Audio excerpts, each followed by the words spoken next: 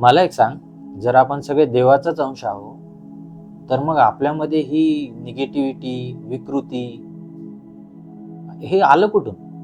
याची दोन उत्तर आहेत. दुसरं उत्तर तुझ्या डोक्यात अगदी परफेक्ट बसेल, पण त्याआधी मला सांग, तुला हे कोणी सांगितलं की देव म्हणजे गुडी गुड, चांगलाच आणि परफेक्ट? जो परफेक्ट नाही तो देव कसला? परफेक्शन म्हणजे ना अहंकाराचा डिझायनर सूट आहे.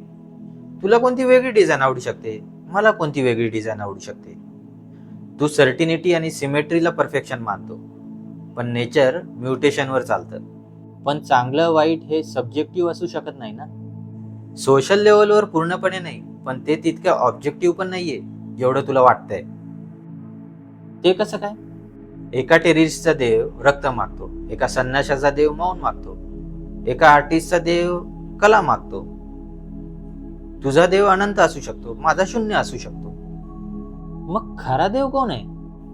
कदाचित तोच जो या सगळ्यात राहूनही त्याच्या पलीकडे आहे. म्हणजे म्हणजे ना चांगला ना वाईट.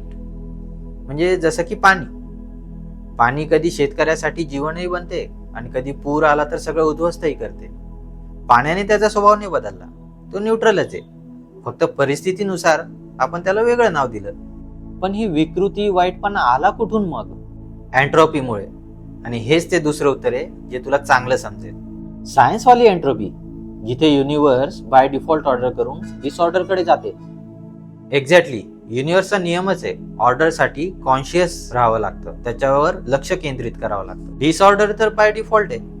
तू एखादी रूम चकाचक करून ठेव, काही दिवसांनी ती विखरायला लागेल. शरीराकडे लक्ष नाही दिलं तर ते खराब व्हायला लागणार. तसंच मनाकडे तू लक्ष नाही दिलं, कॉन्शियसनेस नाही ठेवली, तर ते अहंकाराने, लोभाने, ह्या सगळ्या गोष्टींना भरून जाईल. आणि म्हणूनच सनातन धर्म वारंवार संस्कार इन्स्टिल करण्याचं सांगतं. साधना, ध्यान, योग, सेल्फ इन्क्वायरी करायला सांगतं. कारण चेतनेला जर कॉन्शियसली जागे केलं नाही तर ते पण एंट्रोपीकडेच जातं.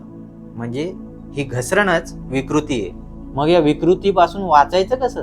तू स्वतःच आहे, फक्त चेतना जागी करायची. लाटांच्या आवाजात समुद्राला ओळखायचंय. कारण तत्वम असी.